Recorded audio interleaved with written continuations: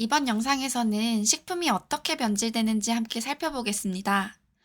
먼저 변질이란 식품이 가지고 있던 원래의 특성을 잃어버리는 것을 말해요. 이런 변질은 여러 가지 환경 요인 때문에 생기는데요. 지난 영상에서 배웠던 미생물도 그 원인 중 하나죠. 하지만 미생물 말고도 햇빛, 금속 같은 것들도 변질을 일으킬 수 있습니다. 자, 그럼 변질의 종류를 한번 정리해 볼게요. 변질에는 총 4가지가 있습니다. 부패, 변패, 산패, 발효. 여기서 중요한 포인트가 있어요. 변질이라고 해서 무조건 나쁜 것만 있는 건 아니에요. 이 4가지 중에서 좋게 변하는 경우도 있는데 바로 발효입니다. 그래서 정리하면 부패, 변패, 산패는 식품이 나쁘게 변하는 경우이고요. 발효는 식품이 좋게 변하는 경우입니다. 예를 들어 김치나 젓갈 같은 발효식품은 미생물의 작용으로 유기산이나 알코올 같은 성분이 만들어지는데요. 이 성분들은 우리 몸에 좋은 영향을 주는 성분들이에요. 유기산은 소화를 돕고 유해균의 증식을 억제해주고요. 알코올은 풍미를 더해주고 보존성을 높여줍니다. 이제 각각을 조금 더 자세히 볼게요. 우리가 앞에서 말했듯이 변질은 환경 요인에 의해 일어납니다. 그 중에서도 미생물이 가장 큰 역할을 해요. 그래서 부패, 변패, 발효는 모두 미생물에 의해 일어나는 변질입니다. 산패는 좀 달라요. 산패는 미생물이 아니라 산소, 햇빛, 금속 같은 것들에 의해 일어납니다. 그럼 어떤 식품이 어떤 변질을 겪는지 정리해 볼게요. 부패는 주로 단백질이 많은 식품에서 일어납니다. 예를 들어 고기나 생선이 상해서 냄새가 나는 게 부패예요.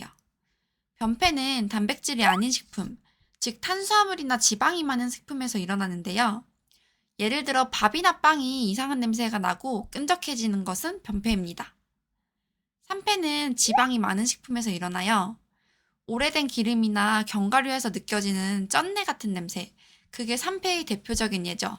발효는 탄수화물이 많은 식품에서 일어나는데요.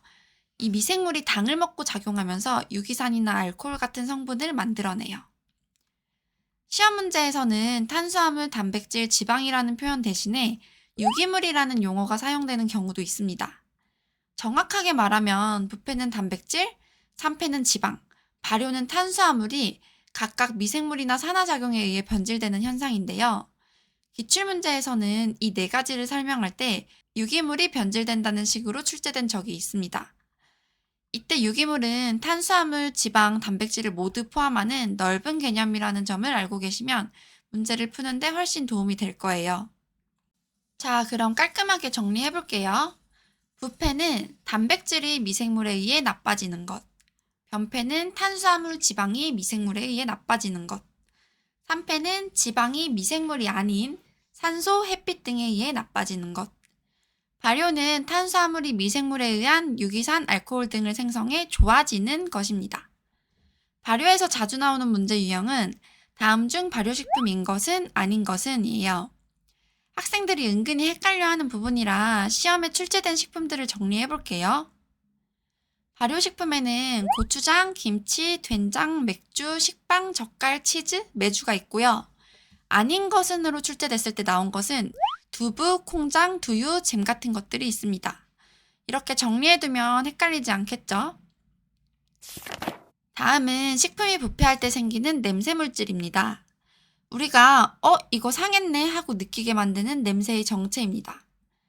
대표적인 냄새 물질에는 다음과 같은 것들이 있어요. 황화수소, 인돌, 피페리딘, 아민유, 트리메틸아민, 암모니아, 메르캅탄. 시험에서는 식품의 부패치를 내는 성분이 아닌 것은 이라는 유형으로 많이 나옵니다. 저랑 이렇게 외울 거예요. 황인돌 PD, 트름이랑 암매나. 여기서 암매는 암내예요. 다시 해볼게요. 황인돌 PD, 트름이랑 암매나. 여기서 가장 중요한 것은 트리메틸아민입니다. 생선 비린내 성분의 주범이에요. 생선은 체내에 TMAO, 트리메틸아미옥사이드를 많이 가지고 있는데 살아있을 때는 묻히지만 죽고 나면 TMAO가 TMA로 분해되면서 비린내가 발생해요. 이 조리기능사 공부 좀 했다 하면 생선 비린내, 트리메틸아민 바로 튀어나와야 됩니다.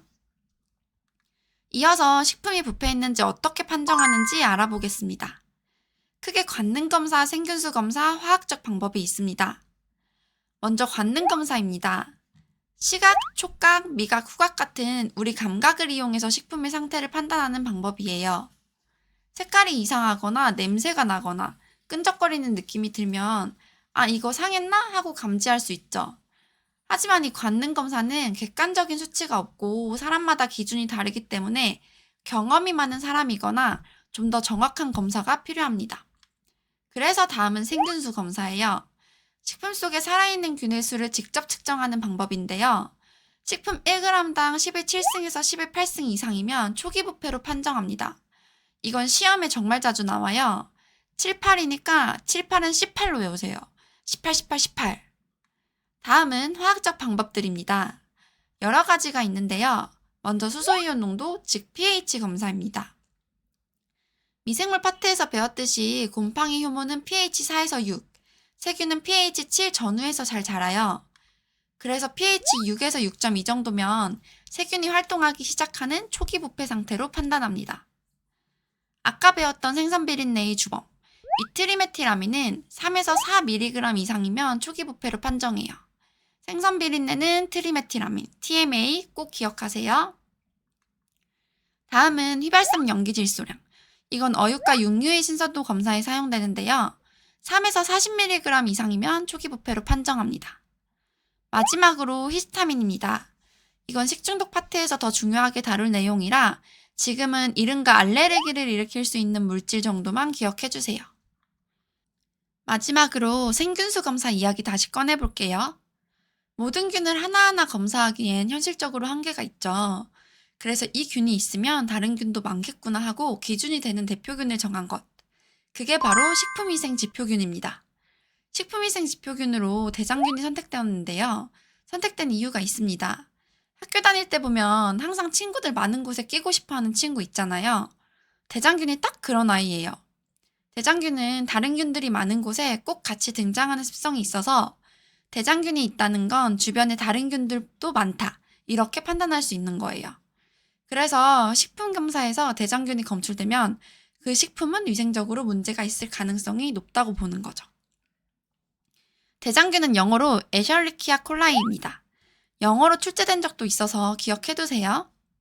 추가로 대장균은 식품뿐만 아니라 수질 검사에도 분변 오염 여부를 판단하는 지표균으로 사용돼요. 그만큼 위생 상태를 알려주는 중요한 균이에요. 그리고 이렇게 중요한 아이다 보니까 대장균이 좋아하는 증식 온도를 물어보는 문제도 시험에 자주 나와요. 대장균은 30에서 40도에서 가장 잘 자랍니다. 꼭 기억해주세요. 대장균의 최적 온도는 3에서 40도. 이건 시험에서 틀리면 너무 아쉽겠죠? 생각보다 이번 영상에서 시험 문제가 많이 출제가 됐어요. 발효식품, 생균수, 대장균 증식 온도를 묻는 쉬운 문제도 자주 나오고요. 그런가 하면 어렵게 느껴질 수 있는 문제들도 함께 출제가 돼요. 그래서 이번 영상은 기출문제 중에서도 헷갈릴 수 있는 문제들을 같이 풀어볼게요. 식품의 변화 현상에 대한 설명 중 틀린 것은? 정답은 2번입니다. 발효는 화학물질이 아니라 미생물에 의해 일어나는 현상이에요. 특히 유기화합물 중 탄수화물을 분해하면서 산, 알코올 같은 물질을 만들어내죠. 그리고 2번, 4번 보시면 여기서 아까 설명드렸던 유기물이라는 표현이 나왔죠. 유기물은 탄수화물, 지방, 단백질을 모두 포함하는 개념이라는 점을 꼭 기억해주세요. 다음 문제입니다. 식품과 그 가공에 관계하는 주요 미생물을 잘못 연결한 것은? 정답은 4번입니다. 발효식품 기껏 외워놨더니 이제는 어떤 미생물 때문인지를 물어보죠. 최근까지 출제된 건 이 정도니까 보기에 나온 것만 정확히 알고 넘어가시면 됩니다. 계량매주는 효모가 아니라 곰팡이입니다. 다음 문제입니다. 식품의 관능적 요소를 겉모양, 향미, 텍스처로 구분할 때 겉모양에 해당하지 않는 것은? 정답은 2번입니다. 점성이랑 점조성을 많이 헷갈려 하는 부분인데요. 점성은 텍스처에 해당되고 점조성은 겉보기, 점도, 시각적 요소로 분류가 돼요. 쉽게 말해 점성은 만졌을 때, 점조성은 눈으로 봤을 때 흐르는 느낌입니다. 마지막 문제예요. 에셔리키아 콜라이에 대한 설명 중 잘못된 것은 정답은 2번입니다. 가장 난이도 있는 문제죠. 요거는 대장균 물어보는 거예요. 이 문제는 식중독 파트까지 배워야 정확하게 풀 수 있는 문제인데요. 그래서 이번 영상에서 배운 내용으로는 3번이 맞는 설명이다 정도만 확인할 수 있죠. 이 정도 난이도도 나오는구나 체크하시고 자세한 내용은 식중독 파트에서 다시 정리해 드릴게요.